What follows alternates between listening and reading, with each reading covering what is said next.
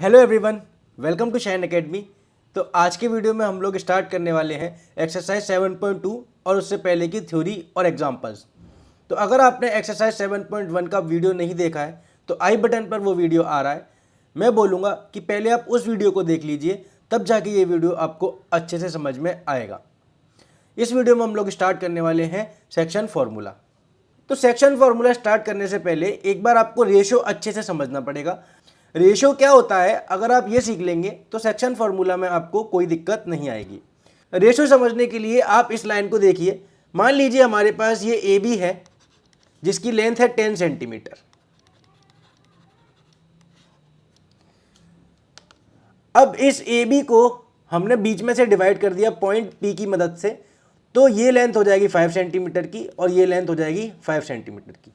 तो आप देखिए A P upon P B का रेशो कितना आने वाला है, 5/5, यानी कि यहाँ पे रेशो कितना हुआ 1:1 का।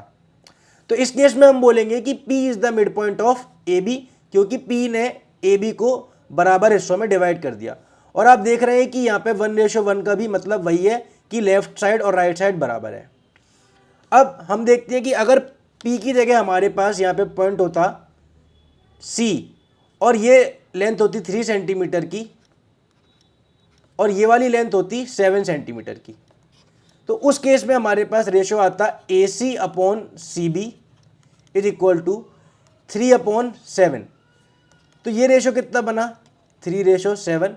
तो हम बोलेंगे कि सी ने ए बी को 3:7 में डिवाइड कर दिया है।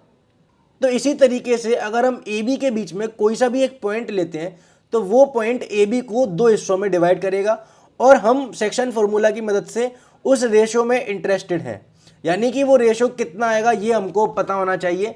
तो हम इन जनरल क्या करते हैं कि उस रेशो को मान लेते हैं m/n।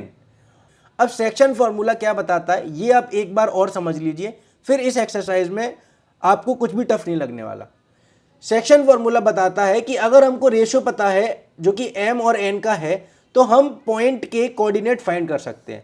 यानी कि अगर आपको रेशो पता है तो आप उस पॉइंट के कोऑर्डिनेट फाइंड कर सकते हैं सेक्शन फॉर्मूला की मदद से। और इसका उल्टा भी ट्रू है। इसका मतलब अगर आपको ए और बी को डिवाइड करने वाले पॉइंट के कोऑर्डिनेट मालूम है तो हम उससे रेशो भी फाइंड कर सकते हैं। सेक्शन फॉर्मूला की इतनी ही कहानी है। अगर आप ये सीख गए तो आपको इस एक्सरसाइज में बिल्कुल भी प्रॉब्लम नहीं आने वाली है। मैं एक बार और बता देता हूँ, अगर हमको पॉइंट की वजह से डिवाइड होने वाले रेशो के बारे में पता है तो हम उससे कोऑर्डिनेट निकाल सकते हैं किस पॉइंट के, जिस पॉइंट की वजह से ए बी डिवाइड हो रही है। और उसी तरीके से अगर हमको उस पॉइंट के कोऑर्डिनेट पता है तो हम ये बता सकते हैं कि वो पॉइंट ए बी को किस रेशो में डिवाइड करेगा। ये सीखना है हमको इस एक्सरसाइज के अंदर। तो अब हम सेक्शन फार्मूला का डेरिवेशन देख लेते हैं कि ये एक्चुअली में आता कैसे है। तो यहाँ पर आप देख सकते हैं कि हमने एक पॉइंट लिया है ए जिसके कोऑर्डिनेट है x1, y1 और एक पॉइंट लिया है बी जिसके कोऑर्डिनेट है x2, y2। और यहाँ पर आप देख रहे हैं कि ये पॉइंट P है। इस पॉइंट ने AB को m/n में डिवाइड किया है और हमको x और y की वैल्यू फाइंड करनी है कि वो कितनी आती है अगर हमको रेशो और पॉइंट्स मालूम है। तो सबसे पहले आप देखिए कि हम इस वाले पॉइंट को नाम दे देते हैं C और इस वाले को नाम दे देते हैं D। अब आप देखिए कि ये एंगल 90 का होगा और ये एंगल भी 90 का होगा, क्योंकि हमने ये lines parallel to x axis और y एक्सिस ड्रॉ की हुई है। और क्योंकि ये लाइन अगर इसके पैरेलल है तो करस्पॉन्डिंग एंगल से आप बोलोगे कि ये एंगल भी इस वाले एंगल के बराबर है। ये हम पहले पढ़ चुके हैं। तो इस तरीके से आप बोल सकते हो कि triangle A P C is similar to triangle P B D because of angle rule. ये हम 6th चैप्टर में पढ़ चुके हैं। अगर आपको 6th चैप्टर नहीं आता है तो वो चैनल पे पढ़ा हुआ है, आप उसको एक बार देख सकते हैं, जिससे कि आपको सिमिलर ट्राइंगल्स में कोई प्रॉब्लम नहीं आएगी। अब ऐसा बोलने के साथ ही हम बोलेंगे कि अगर ट्राइंगल सिमिलर होते हैं तो उनकी सारी साइड्स का रेशो सेम आता है। तो यहाँ से हम बोलेंगे कि A P upon P B should be equal to P C upon B D should be equal to A C upon P D. अब आप यहाँ से देख सकते हैं कि ए पी तो m है तो यहाँ पे m आ गया और पी बी n है तो यहाँ पे n आ गया। पी सी की वैल्यू क्या हम निकाल सकते हैं और इसमें हम बोलेंगे कि यहाँ से लेके यहाँ तक का डिस्टेंस होने वाला है y, क्योंकि p का y कोऑर्डिनेट y है और यहाँ से लेके यहाँ तक का डिस्टेंस होने वाला है y1 क्योंकि a का y कोऑर्डिनेट y1 है। तो आप बताइए कि pc की वैल्यू क्या आने वाली है। pc की वैल्यू आ जाएगी y माइनस y1। तो यहाँ से हम लिख देंगे y माइनस y1 आ चुका है pc। और bd की वैल्यू कितनी आ रही है, तो आप बोलेंगे कि ये डिस्टेंस y2 है और bd आपको चाहिए, तो y2 में से y माइनस करने पे bd आने वाला है। तो हम बोलेंगे y2 माइनस y, ये आ गया है bd। इसी तरीके से हम एक बार ac भी फाइंड कर लेते हैं।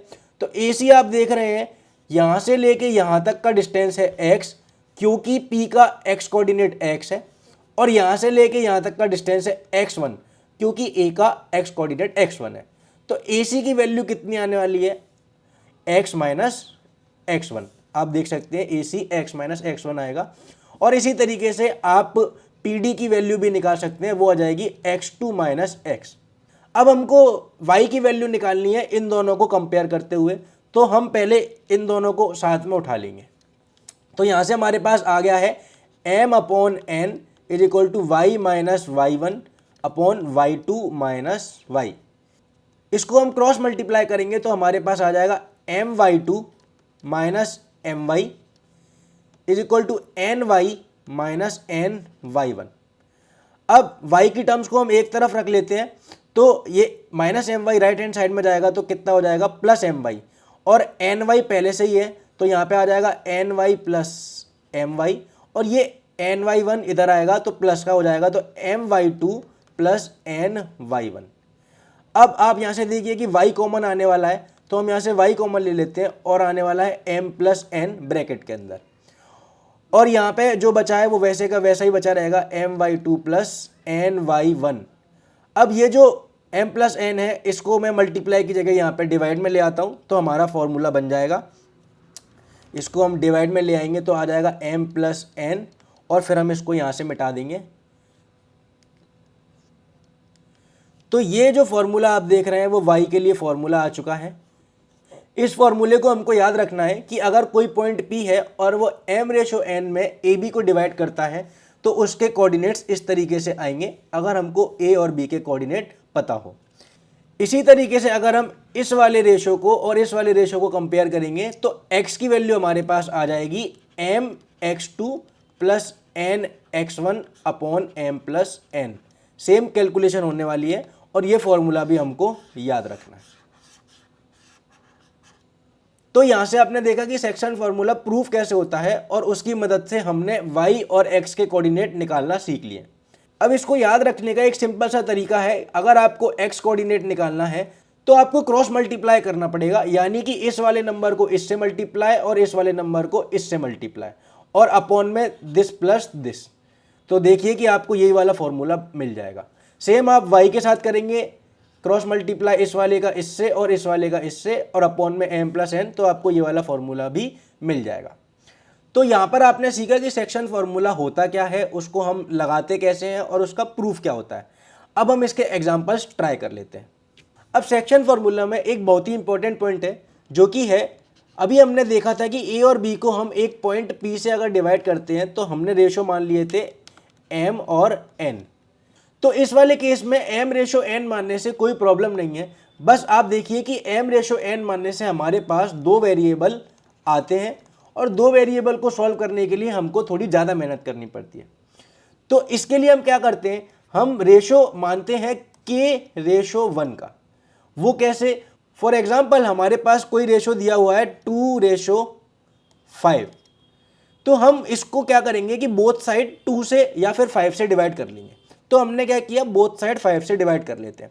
तो 2/5 रेशो 5/5 आएगा, 5 से 5 कट जाएगा और यहाँ पे आ जाएगा 2/5 रेशो 1। अब इस वाले को हम k बोल देंगे तो यहाँ पे क्या आ गया k/1। ऐसा आप हर नंबर के साथ कर सकते हो। यहाँ पे आप देखिए, इसीलिए हम जनरल फॉर्म में क्या कर देंगे m/n और बोथ साइड n से डिवाइड कर देंगे तो क्या आ जाएगा m/n रेशो n/n, और इस वाले को हम वापस से k बोल देंगे तो ये आ जाएगा k और n से n कट जाएगा रेशो 1। अब k/1 मानने का सबसे बड़ा फायदा ये है कि आप देख रहे हैं हमेशा एक वेरिएबल आएगा और एक वेरिएबल को सॉल्व करने के लिए हमको ज़्यादा मेहनत नहीं करनी पड़ती। इसीलिए ज़्यादातर केस में हम जब भी रेशो मानना रहेगा तो k/1 ही मानेंगे, क्योंकि m/n से हमको ज़्यादा मेहनत करनी पड़ती है। बाकी m/n से मान के सॉल्व करने में कोई प्रॉब्लम नहीं आने वाली सिवाय एक्स्ट्रा मेहनत के। इसके बाद एक स्पेशल केस है, अगर हमारे पास जो डिवाइडिंग पॉइंट है वो मिड पॉइंट होता है तो उस केस में आपको पता है कि m और n बराबर हो जाता है, और वो किसके बराबर होता है, 1 के बराबर। या फिर आप बोल सकते हैं कि अगर k/1 माना है तो वो भी किसके बराबर हो जाएगा, 1 के बराबर। आप देखिए कि इस फॉर्मूले में या फिर इस फॉर्मूले में हम m n या फिर k की जगह 1 डालते हैं तो वो कितना आने वाला है, वो आएगा इस तरीके से और इस तरीके से। तो वो सीधे सीधे आ जाएगा x1 + x2/2 और y1 + y2/2। इसका इस्तेमाल कैसे करते हैं, तो आप देखिए कि अगर हमको कोई भी पॉइंट दिया है ए बी, मान लीजिए इसके कोऑर्डिनेट है 7,5 और इसके कोऑर्डिनेट है 13,11। तो अगर इसका मिड पॉइंट पूछा जाएगा तो अब हम सेक्शन फॉर्मूला नहीं लगाएंगे, हम डायरेक्ट इस वाले केस का इस्तेमाल करने वाले हैं। हम बोलेंगे कि मिड पॉइंट x1 + x2/2 होगा, जो कि कितना हो जाएगा, 7 + 13 यानी कि 20/2, वो हो जाएगा 10, 5 + 11 यानी कि 16 और 16/2 इज 8। तो मिड पॉइंट यहाँ पे सीधे सीधे हम निकाल सकते हैं, ये चीज़ आपको आनी चाहिए। तो ये एक इंपॉर्टेंट पॉइंट है। अब हम बढ़ते हैं सीधे एग्जाम्पल्स की तरफ। एग्जाम्पल 6 में बोल रहा है कि एक ऐसा कोऑर्डिनेट फाइंड करिए जो कि इन पॉइंट्स को 3/1 में डिवाइड कर देता है। तो हमने अभी अभी पढ़ा है कि सेक्शन फॉर्मूला की मदद से इस तरीके के सवाल इजीली हो सकते हैं। हमको क्या बोला है कि ए बी हमारे पास 2 पॉइंट्स हैं और ए के कोऑर्डिनेट हमको दिए हैं 4,-3 और बी के हैं 8,5, और हमको एक ऐसा पॉइंट पी फाइंड करना है जो कि 3/1 में इसको डिवाइड कर दे। तो हमने पढ़ा था कि अगर इसके कोऑर्डिनेट x और y हैं तो उनकी वैल्यू हम कैसे फाइंड करते हैं, सेक्शन फॉर्मूला की मदद से। y की वैल्यू क्या आएगी, क्रॉस मल्टीप्लाई।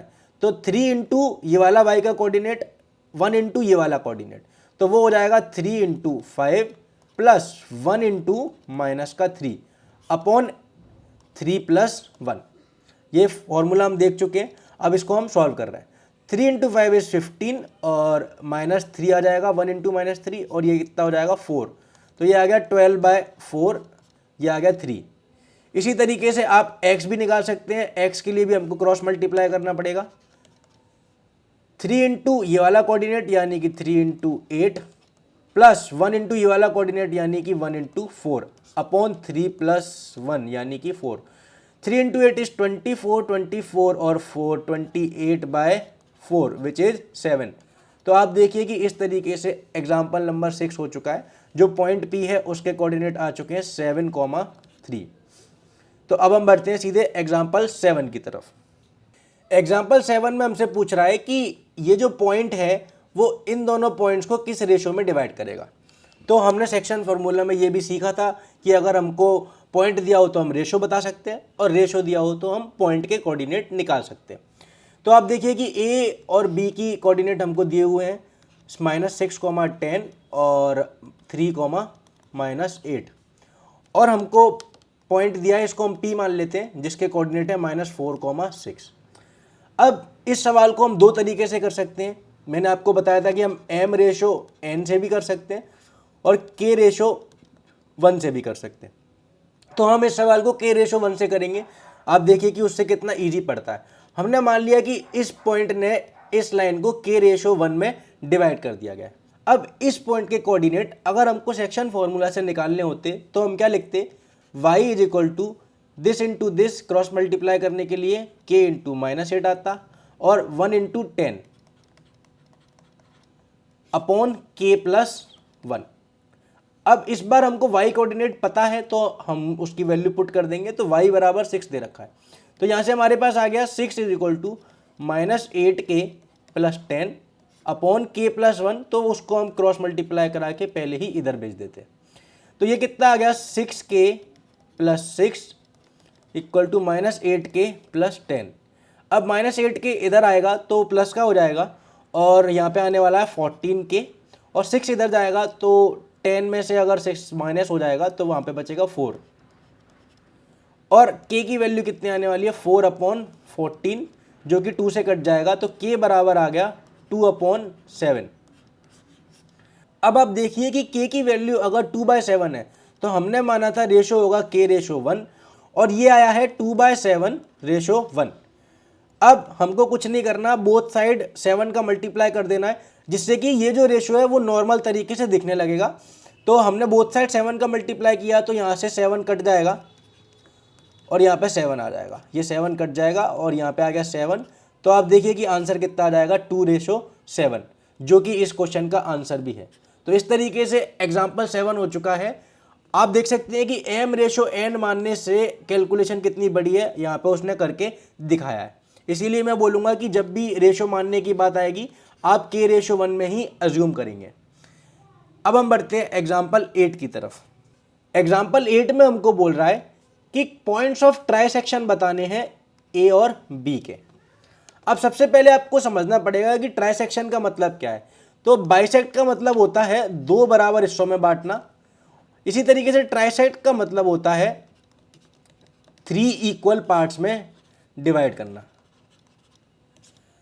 अब अगर आपको ये पता है तो इस सवाल में ज़्यादा कुछ बचता नहीं है करने के लिए। आप देखिए कि अगर हमको ट्राइसेक्ट करना है तो हमको 2 पॉइंट चाहिए, तो इसने पॉइंट मान लिए P और Q। अब यहाँ पर आप देख रहे हैं कि ये तीनों पार्ट बराबर लेंथ के हैं, यानी कि अगर ये x पार्ट का है तो ये भी x का होगा और ये भी x का होगा। तो यहाँ से हमको सिंपली रेशो फाइंड करना है। आप देखिए कि अगर हमको AP और PB का रेशो मिल गया तो हम P के कोऑर्डिनेट सेक्शन फार्मूला से निकाल लेंगे। अब अगर ये पार्ट x लेंथ का है और ये पूरा 2x लेंथ का है तो AP अगर x है उसको हमने PB से डिवाइड कर दिया, कितना हो गया 2x। तो यहाँ से हमको मिल गया ना x से x कटने के बाद 1/2 का AP/PB का रेशो मिल गया। अब अगर AP और PB का रेशो हमको मालूम है तो यहाँ पे हम A लिखेंगे, यहाँ पे B लिखेंगे और यहाँ पे P लिखेंगे। इनके कोऑर्डिनेट्स हम फाइंड कर लेंगे। इसके कोऑर्डिनेट हम मान लेते हैं x, y और A के पॉइंट तो हमको मालूम है 2, -2 और इसके -7, 4। अब सेक्शन फार्मूला लगा देंगे। ये रेशो कितना है 1 और ये कितना है 2। सेक्शन फार्मूला क्या कहता है कि y कोऑर्डिनेट कितना आने वाला है, क्रॉस मल्टीप्लाई कर लो। तो 1 × 4 और 2 × -2 अपॉन 1 + 2। तो ये कितना आ गया 4 और यहाँ पे 2 × -2 है, तो ये कितना आ गया -4 और ये कितना आ गया +4। तो 0/3 विच इज 0। तो y कोऑर्डिनेट तो हमारा 0 आ चुका है। अब x कोऑर्डिनेट की बात करते हैं तो उसके लिए भी हमको वापस से सेक्शन फार्मूला लगाना पड़ेगा। क्रॉस मल्टीप्लाई करेंगे तो 1 × -7 प्लस 2 × 2 अपॉन 1 + 2। तो ये कितना आ गया -7 और +4। -7 + 4 इज -3/3। तो ये कट गया, तो x बराबर कितना आ चुका है -1। तो यहाँ पर आप देख रहे हैं कि p के कोऑर्डिनेट तो आ चुके हैं। इसी तरीके से हम q के भी निकाल लेंगे। आप देखिए कि q के निकालने के लिए इस बार हमारे पास AQ का और QB का रेशो होना चाहिए। आप देख सकते हैं कि AQ 2 पार्ट्स है और QB 1 पार्ट है। तो यहाँ से हम लिखेंगे 2x और यहाँ से लिखेंगे x। तो ये रेशो कितना आने वाला है 2:1। अब सिमिलरली सेक्शन फार्मूला लगाएंगे और सारी वैल्यूज फाइंड कर लेंगे, जो कि कितनी आ जाएंगी इस तरीके से। तो ये हो गया एग्जाम्पल 8। आप Q के कोऑर्डिनेट्स खुद से इजीली निकाल सकते हैं और नहीं आते तो यहाँ पे दिए भी हुए हैं। अब हम बढ़ते हैं एग्जाम्पल 9 की तरफ। एग्जाम्पल 9 में हमको बताना है कि ये पॉइंट है, मान लीजिए A और ये है B। तो हमको फाइंड करना है कि y एक्सिस इन दोनों पॉइंट्स को किस रेशो में डिवाइड करती है। तो अब इसमें आपको क्या करना पड़ेगा, सबसे पहले आपको लेट करना पड़ेगा कि y एक्सिस ने k/1 में इन दोनों पॉइंट्स को डिवाइड कर दिया है। अब अगर k/1 में इन दोनों पॉइंट्स को डिवाइड किया है तो सेक्शन फार्मूला की मदद से आप इस तरीके से पॉइंट्स निकाल सकते हो। तो मैं आपको एक बार फटाफट से करके दिखा देता हूँ। ये पॉइंट है मान लीजिए A और ये है B और आपने माना कि k/1 में y एक्सिस ने यहाँ से डिवाइड कर दिया है। तो अब पॉइंट P मान लेते हैं हम। आपको पता है कि y एक्सिस पे कोई पॉइंट होता है तो उसका x कोऑर्डिनेट कितना होता है 0 और y कोऑर्डिनेट हम मान लेते हैं y। बस अगर आपको ये वाला पॉइंट पता है तो ये सवाल हो चुका है। और यहाँ पे हमको 5, -6 इसके कोऑर्डिनेट दिए हैं और -1, -4 इसके कोऑर्डिनेट। तो यहाँ से हम बोलेंगे कि P के जो कोऑर्डिनेट है वो सेक्शन फॉर्मूला से कितने आ जाएंगे, y is equal to cross multiply करेंगे -4k और 1 इंटू 6 इज -6 अपॉन k+1। और x कोऑर्डिनेट कितना आने वाला है, पहली बात तो x कोऑर्डिनेट 0 दिया हुआ है और वो सेक्शन फॉर्मूले से आता कितना, k इंटू -1 तो -k, 1 इंटू 5 +5 अपॉन k+1। अब हम इसको सॉल्व कर लेंगे, k+1 जब इधर जाएगा मल्टीप्लाई होके तो 0 हो जाएगा, तो -k+5 कितना आने वाला है 0, और k की वैल्यू फिर कितनी आ जाएगी 5। तो इस तरीके से आप देखिए कि 5:1 में y एक्सिस ने इन दोनों पॉइंट्स को डिवाइड किया। और इसके अलावा इस सवाल में पूछ रहा है कि पॉइंट ऑफ इंटरसेक्शन भी बताओ। तो पॉइंट ऑफ इंटरसेक्शन बताने के लिए हमने ये जो k की वैल्यू है वो इसमें पुट कर दी, यानी कि y की जगह पुट कर दी। तो यहाँ पर जब आप k = 5 पुट करेंगे तो कितना आने वाला है, 4 इंटू 5 इज 20, तो -20 -6 अपॉन यहाँ पे आ गया 5 + 1 इज 6, तो ये हो गया -26 अपॉन 6, और इसको हम 2 से काट देंगे तो ये आ जाएगा -13 अपॉन 3। तो इस तरीके से ये पॉइंट भी आ चुका है, x कोऑर्डिनेट तो पहले से 0 ही था। इस तरीके से एग्जाम्पल 9 हो चुका है। अब हम बढ़ते हैं एग्जाम्पल 10 की तरफ। एग्जाम्पल 10 में बोल रहा है कि points A, B, C and D are the vertices of a parallelogram, यानी कि ये जो पॉइंट्स हैं वो पैरेललोग्राम बना रहे हैं मिलकर। तो हमको P की वैल्यू फाइंड करनी है। अब आप देखिए कि सबसे पहले तो हम पॉइंट्स बना लेंगे, ये A है, ये B है, ये C है और ये D है। उसने बोला है टेकन इन ऑर्डर, यानी कि आप किसी को भी कहीं पे नहीं ले सकते, आपको ABCD एक साइकिल में ही लेना पड़ेगा। ये आ गया 6,1, ये आ गया 8,2, ये आ गया 9,4 और ये आ गया P,3। अब इस सवाल को करने के लिए आपको एक पैरेललोग्राम की प्रॉपर्टी पता होनी चाहिए कि पैरेललोग्राम के डायगोनल्स एक दूसरे को बाइसेक्ट करते हैं। बाइसेक्ट का मतलब क्या होता है, तो जैसे कि इसके डायगोनल्स हो जाएंगे BD और AC। बाइसेक्ट का मतलब है कि अगर ये O है तो AO will be equal to OC and DO will be equal to OB, यानी कि O is the mid point of DB and AC also. O इन दोनों ही डायगोनल्स का क्या है, मिड पॉइंट। अब अगर आपको ये प्रॉपर्टी पता है तो इस सवाल में करने के लिए कुछ ज़्यादा बचता नहीं है। आप देखिए कि अगर O मिड पॉइंट है तो हम सेक्शन फॉर्मूला में जो स्पेशल केस हमने मिड पॉइंट वाला पढ़ा था उसकी मदद से O के कोऑर्डिनेट फटाफट से निकाल सकते हैं। हमको पता है कि अगर मिड पॉइंट होता है तो उसके कोऑर्डिनेट आते हैं x1 + x2/2, वो इस केस में कितने हो जाएंगे 9 + 6/2 यानी कि 15/2, और 4 + 1 यानी कि 5/2। अब O के कोऑर्डिनेट्स हमारे पास आ चुके हैं। अब क्योंकि O मिड पॉइंट है BD का भी, तो BD की मदद से अगर हम O के कोऑर्डिनेट्स निकालना चाहते तो वो कितना आता, आप बोलेंगे कि P + 8/2 आता, और P + 8/2 आना किसके बराबर था 15/2, क्योंकि O के कोऑर्डिनेट्स तो वही रहने वाले हैं। तो आप देखिए कि 2 से 2 कट गया और P + 8 किसके बराबर आ गया 15, और यहाँ से हम 8 को दूसरी तरफ ले जाएंगे तो 15 - 8 इज 7।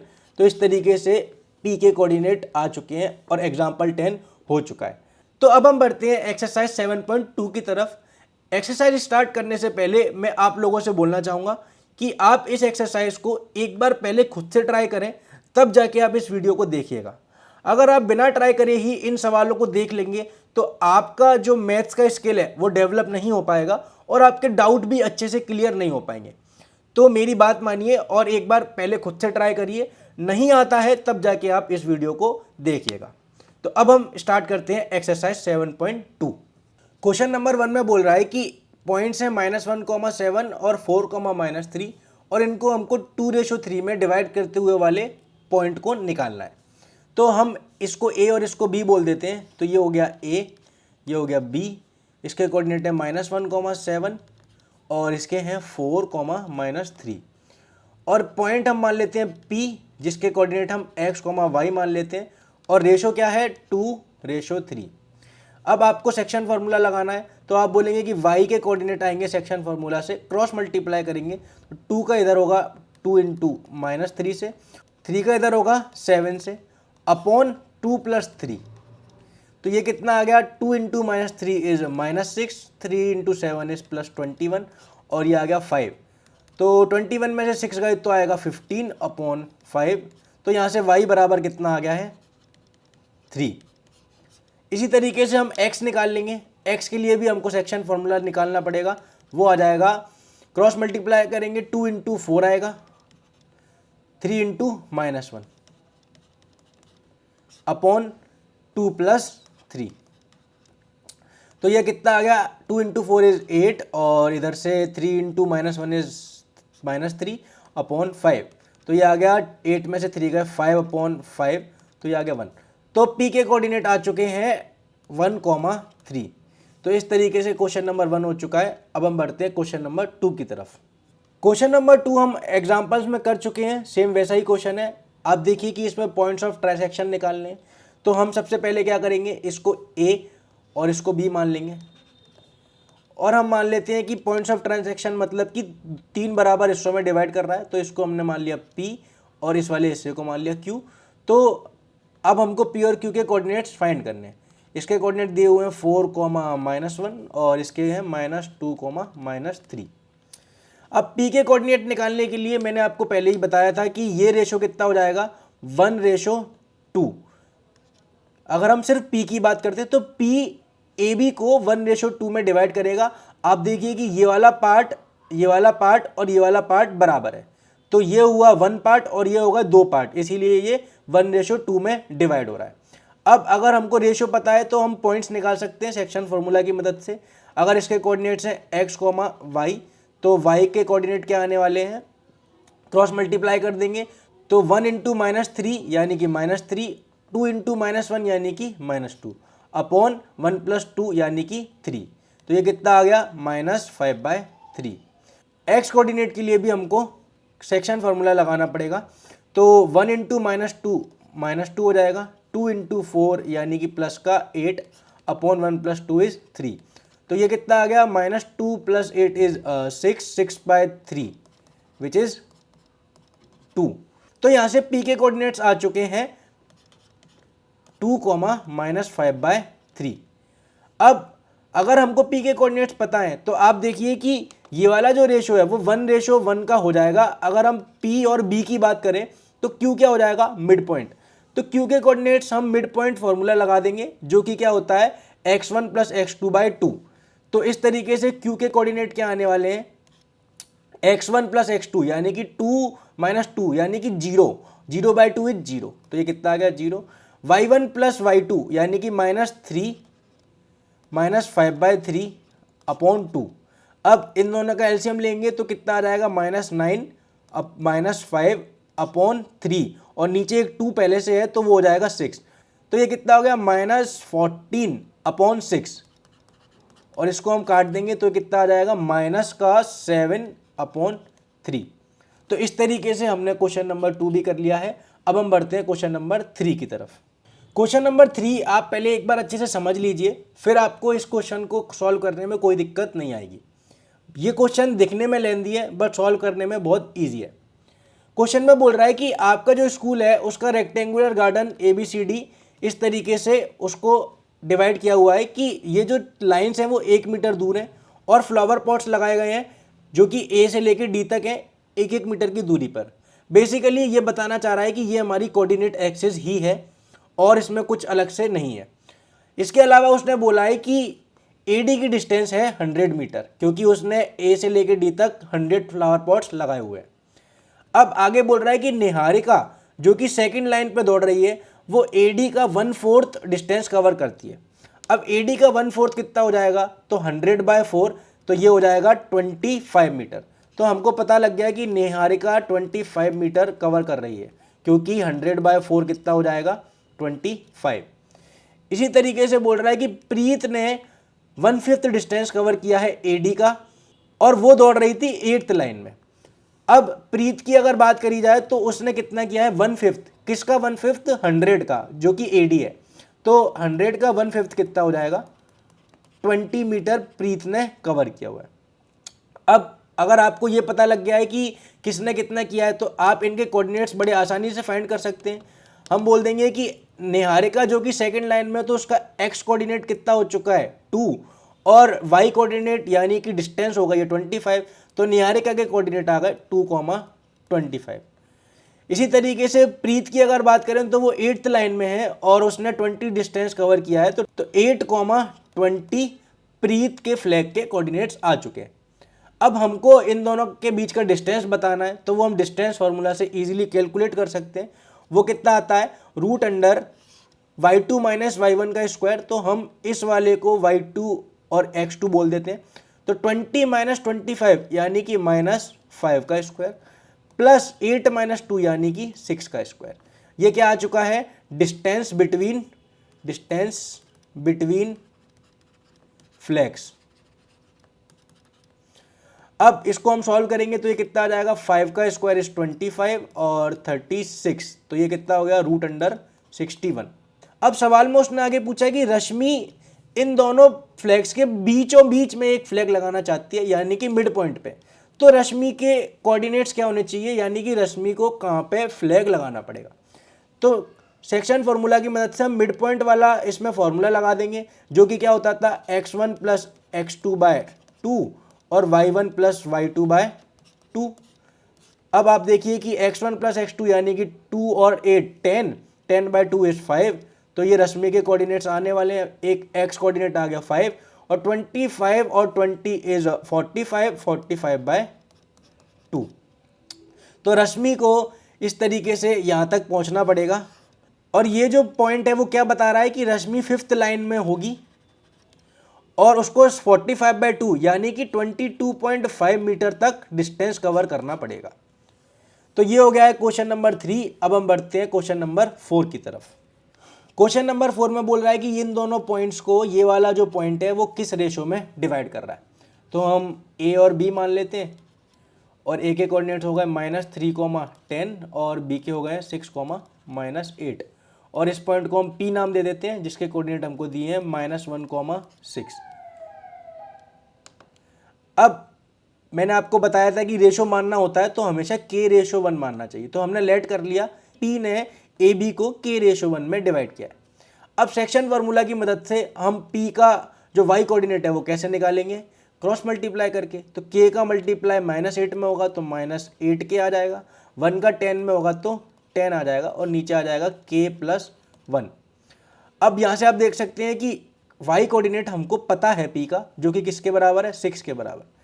अब हम इसको सॉल्व कर लेंगे तो -8k + 10, ये जो k+1 है वो मल्टीप्लाई होके इधर जाएगा, तो k+1 इधर आ गया। -8k + 10 = 6k + 6। अब 8k को हम इधर पहुंचाएंगे, 6 को इधर पहुंचाएंगे, तो 10 में से 6 माइनस हो जाएगा, इधर प्लस का था इधर माइनस हो गया, ये माइनस है तो इधर प्लस हो जाएगा, यानी कि 6k + 8k। यहाँ पे आ गया 4 और यहाँ पे आ गया 14k। अब यहाँ से k की वैल्यू कितनी आ गई, 4/14 विच इज़ 2/7। तो ये रेशो कितना आ गया है, k/1 आना चाहिए था, जो कि आ रहा है 2/7/1। अब हम बोथ साइड 7 का मल्टीप्लाई कर देंगे, तो ये आ जाएगा 7 से 7 कट जाएगा और आंसर आ गया 2/7। तो इसका मतलब इस वाले पॉइंट ने इन दोनों पॉइंट्स को 2/7 में डिवाइड किया है। इस तरीके से क्वेश्चन नंबर 4 हो चुका है। अब हम बढ़ते हैं क्वेश्चन 5 की तरफ। क्वेश्चन नंबर 5 में हमको बताना है कि पॉइंट है ए और बी, और पूछ रहा है कि एक्स एक्सिस इन दोनों पॉइंट्स को किस रेशो में डिवाइड करेगी, और उसके बाद हमको उस पॉइंट्स के कोऑर्डिनेट भी बताने हैं। आप यहाँ पे देखिए कि ये भी सेक्शन फार्मूला से हम इजीली कर सकते हैं। ए और बी हमको पता है और हम इसको मानते हैं कि पी ने इसको डिवाइड किया है। अगर इसके कोऑर्डिनेट हमको दिए 1, -5 और -4,5, और इसके कोऑर्डिनेट हमको नहीं पता है, बट हमको दिया हुआ है कि ये जो पॉइंट है वो एक्स एक्सिस पे लाई कर रहा है। अगर एक्स एक्सिस पे लाई करता है, इसका मतलब उसका वाई कोऑर्डिनेट कितना होना चाहिए, 0। तो ये हम पहले पढ़ चुके हैं कि एक्स एक्सिस पे अगर कोई पॉइंट होता है तो उसके कोऑर्डिनेट हो जाते हैं x, 0। तो अब सिंपली हमको मान लेना है कि इसने इसको k/1 में डिवाइड किया। अब k रेशो 1 अगर मान लिया है तो सेक्शन फार्मूला लगाएंगे। आप देखिए कि y कोऑर्डिनेट इसका सेक्शन फार्मूला से कितना आना चाहिए था, क्रॉस मल्टीप्लाई करेंगे 5 इंटू के 5k और 1 इंटू -5 यानी कि -5 अपॉन k प्लस 1। आप यहाँ से देख रहे हैं कि ये आ गया है y कोऑर्डिनेट जो कि सेक्शन फार्मूला की मदद से p का आना चाहिए था, बट हमको पता है कि ये किसके बराबर होना चाहिए, 0। तो यहाँ से 5k -5 किसके बराबर आ जाएगा, k प्लस 1 यहाँ पे मल्टीप्लाई होकर 0 ही हो जाएगा वापस से, तो ये 0 के बराबर आ गया। 5k इज इक्वल टू कितना आ गया 5, यहाँ से 5 से 5 कटने के बाद k इक्वल टू कितना आ गया 1। तो k इक्वल टू अगर 1 आ गया है तो अब हमको फाइंड करना है कि x की वैल्यू कितनी है, क्योंकि उसने हमसे पॉइंट ऑफ इंटरसेक्शन भी पूछा है। तो अब यहाँ पे आप देख रहे हैं कि k अगर 1 है, इसका मतलब ये बेसिकली क्या हो चुका है, मिड पॉइंट हो चुका है इन दोनों पॉइंट्स का। तो यहाँ पे k इक्वल टू 1 पुट करने से x की वैल्यू क्या आएगी, सेक्शन फार्मूला से क्रॉस मल्टीप्लाई करेंगे तो आएगा k इंटू -4, बट क्योंकि k 1 है तो यहाँ पे आएगा 1 इंटू -4 प्लस 1 इंटू 1, तो वो हो जाएगा 1 अपॉन 1 प्लस 1 यानी कि 2। तो ये कितना आ गया, -4 प्लस 1 यानी कि -3 और अपॉन 2। तो ये आ चुका है -3/2, यानी कि p के कोऑर्डिनेट्स क्या हो गए, -3/2, 0। तो इस तरीके से क्वेश्चन नंबर 5 हो चुका है। अब हम बढ़ते हैं क्वेश्चन नंबर 6 की तरफ। क्वेश्चन नंबर 6 में बोल रहा है कि ये जो पॉइंट्स हैं वो मिलके पैरेललोग्राम बना रहे हैं और हमको x और y की वैल्यू फाइंड करनी है। तो हमने क्या किया, इसको 1, 2 मान लिया, इसको 4, y मान लिया, इसको x, 6 मान लिया और इसको 3, 5 मान लिया। अब ऐसा सेम टू सेम सवाल हम एग्जाम्पल्स में कर चुके हैं, जिसमें मैंने आपको बताया था कि पैरेललोग्राम की खासियत क्या होती है कि उसके डायगोनल्स एक दूसरे को बाइसेक्ट करते हैं। तो अगर हमने ये डायगोनल बना लिया है और ये डायगोनल बना लिया है तो ये जो पॉइंट है वो हो जाएगा O, और O is the mid point of BD and as well as AC। तो अगर O मिड पॉइंट है BD का तो O के कोऑर्डिनेट सेक्शन फार्मूला की मदद से क्या आने चाहिए, तो आप बोलोगे कि O का जो x कोऑर्डिनेट है वो कितना आ जाएगा, 4 + 3/2, क्योंकि मिड पॉइंट हम डायरेक्ट निकाल सकते हैं, तो ये हो जाएगा 7/2। तो हम यहाँ पे लिख लेते हैं O का एक कोऑर्डिनेट आ गया 7/2, और दूसरे वाले के लिए क्या करेंगे हम, 5 + y/2। ये हमने किसकी मदद से निकाला है, DB की मदद से। अब सेम चीज हम AC की मदद से भी निकाल सकते हैं। AC की मदद से कैसे निकलेगा, तो AC की मदद से हो जाएगा x कोऑर्डिनेट x + 1/2 और y कोऑर्डिनेट हो जाएगा 6 + 2/2 जो कि हो जाएगा 4। तो y कोऑर्डिनेट आ गया 4। अब O के कोऑर्डिनेट तो आ गए हैं, हमको एक्चुअली में x और y निकालना था। अब आप देखिए कि ये वाला भी O का y कोऑर्डिनेट है और ये वाला भी O का y कोऑर्डिनेट है, तो इन दोनों को क्या होना चाहिए, इक्वल। तो यहाँ से हम बोलेंगे 5 + y/2 should be equal to 4। तो ये मल्टीप्लाई होगा 5 + y इज इक्वल टू, ये क्रॉस मल्टीप्लाई में 4 × 2 = 8। तो यहाँ से y इज इक्वल टू कितना आ गया, 5 इधर जाएगा, 8 - 5 = 3।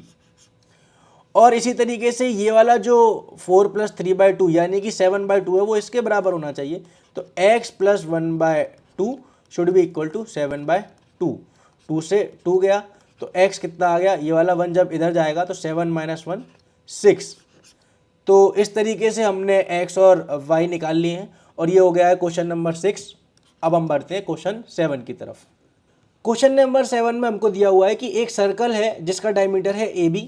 तो हम पहले एक डायमीटर बना लेते हैं जो कि सेंटर से जा रहा है A और B। इसके बाद बोल रहा है कि सेंटर के कोऑर्डिनेट है 2, -3, तो इसको हम O बोल लेते हैं। 2, -3 कोऑर्डिनेट है। और B के बोल रहा है 1, 4। हमको A के कोऑर्डिनेट फाइंड करने हैं, इसको हमने x, y मान लिया। अब इसमें हम सिंपली सेक्शन फॉर्मूला लगाएंगे। हमको पता है कि AO और OB बराबर होगा, क्योंकि वो क्या है, रेडियस ऑफ सर्कल। और AO और OB अगर बराबर है तो O हमको पता है क्या हो गया, मिड पॉइंट, यानी कि ये रेशो कितना हो गया, 1:1। और मिड पॉइंट का डायरेक्ट फॉर्मूला हमको पता है, हम बोलेंगे कि x + 1/2 यानी कि this plus this upon 2 should be equal to mid point के x कोऑर्डिनेट के बराबर, जो कि कितना है 2। इसी तरीके से y के लिए हम बोलेंगे कि y plus 4/2 should be equal to mid point के y कोऑर्डिनेट के बराबर, यानी कि -3। अब हम इसको सॉल्व कर लेंगे। 2 इंटू 2 इज 4, तो x plus 1 is equal to 4, तो यहाँ से x कितना आ गया है 3, और यहाँ से y plus 4 is equal to 2 into -3 is -6, और y कितना आ जाएगा -4 -6 इज -10। तो इस तरीके से ए के कोऑर्डिनेट आ चुके हैं 3, -10। ये हो गया है क्वेश्चन नंबर 7। अब हम बढ़ते हैं क्वेश्चन नंबर 8 की तरफ। क्वेश्चन नंबर 8 में दिया है कि ए और बी के पॉइंट्स इस तरीके से हैं और हमको एक पॉइंट पी फाइंड करना है जो कि ए पी और ए बी को इस रिलेशन में लेके आ जाए, और बोला है कि P line segment A B पर ही आना चाहिए। तो सबसे पहले तो आप देखिए कि अगर हमने इसको ए और इसको बी मान लिया है और हमको कोऑर्डिनेट गिवन है -2, -2 और 2, -4, और एक पॉइंट पी आना चाहिए जो कि इसको किस रेशो में डिवाइड करेगा। तो आप देखिए कि A P is equal to 3/7 A B हमको गिवन है। अब इस इक्वेशन को हम बोथ साइड ए बी से डिवाइड कर सकते हैं, बिल्कुल कर सकते हैं। तो ए बी से ए बी कट जाएगा, तो यहाँ से आप देख रहे हैं कि A P upon A B का रेशो कितना आ रहा है 3/7। तो A P upon A B, अब यहाँ पे एक इंपॉर्टेंट चीज़ नोटिस करना जरूरी है कि ये वाला पार्ट 3 के बराबर है और ये पूरा 7 के बराबर है, क्योंकि आप देखिए कि A P upon A B दिया हुआ है। अब अगर ये 3 पार्ट है और ये 7 पार्ट है, तो ये पार्ट कितना बचेगा 4 पार्ट। इसका मतलब P ने ए बी को 3/4 में डिवाइड किया है। अब आपको पता है कि अगर सेक्शन फॉर्मूला आपको लगाना आता है तो आप P के कोऑर्डिनेट्स इजीली निकाल सकते हैं। P के कोऑर्डिनेट्स क्या बन जाएंगे, तो y कोऑर्डिनेट पहले निकाल लेते हैं, क्रॉस मल्टीप्लाई करेंगे। 3 इंटू -4 -12, 4 इंटू -2 -8 अपॉन 3 + 4, ये कितना आ गया -20/7। x कोऑर्डिनेट निकालेंगे वापस से, क्रॉस मल्टीप्लाई करेंगे। 3 into 2 is 6, 4 into -2 is -8 upon 3 + 7, ये कितना आ गया -2, और ये कितना आ गया 7। तो हमारे पास P के कोऑर्डिनेट आ चुके हैं -2, 7 एंड -20, 7। तो इस तरीके से क्वेश्चन नंबर 8 हो चुका है। अब हम बढ़ते हैं क्वेश्चन 9 की तरफ। क्वेश्चन नंबर 9 में बोल रहा है कि हमको ए और बी के लिए ऐसे पॉइंट्स फाइंड करने हैं जो कि इनको 4 इक्वल पार्ट्स में डिवाइड कर दें।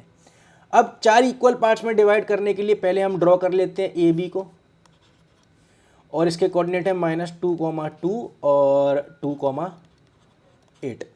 अब 4 इक्वल पार्ट्स का मतलब है कि एक पार्ट ये होगा, एक पार्ट ये होगा, एक पार्ट ये होगा। इस तरीके से 4 इक्वल पार्ट्स यहाँ पर आप देख रहे हैं। तो हम इसको बोल देते हैं P, Q और R। अब P, Q, R के कोऑर्डिनेट्स हमको फाइंड करने पड़ेंगे। आप देखिए कि Q के कोऑर्डिनेट फाइंड करना बहुत ईजी है। आप देख सकते हैं कि ये लेफ्ट साइड में 2 पार्ट्स हो चुके हैं, यहाँ से लेके यहाँ तक 2 पार्ट है और यहाँ से लेके यहाँ तक भी 2 पार्ट है। तो Q is the mid point of A B, ये आपको समझ में आ रहा होगा। अब Q के कोऑर्डिनेट हम डायरेक्ट निकाल सकते हैं मिड पॉइंट फॉर्मूले से। तो वो कितना हो जाएगा x1 + x2/2, यानी कि -2 + 2/2 और 2 + 8/2। तो ये कितना आ गया है 0, 10/2 इज 5, तो ये आ गया 0,5। अब आप देख सकते हैं कि ए क्यू का मिड पॉइंट है P, क्योंकि ये आप देखिए ये लेफ्ट साइड में 1 पार्ट आ रहा है और राइट साइड में भी 1 पार्ट आ रहा है। तो हम बोलेंगे कि P is the mid point of A Q. और फिर अगर हमको Q के कोऑर्डिनेट पता है तो वापस से हम मिड पॉइंट फॉर्मूला लगा देंगे। तो P के कोऑर्डिनेट के लिए कितना आने वाला है -2 + 0/2, यानी कि x1 + x2/2 और 5 + 2/2, यानी कि y1 + y2/2। तो P के कोऑर्डिनेट आपको क्या आते हुए दिख रहे हैं, -2 + 0 इज -2, -2/2 इज -1, तो ये आ गया है -1, और 5 + 2 इज 7, तो ये आ गया 7/2।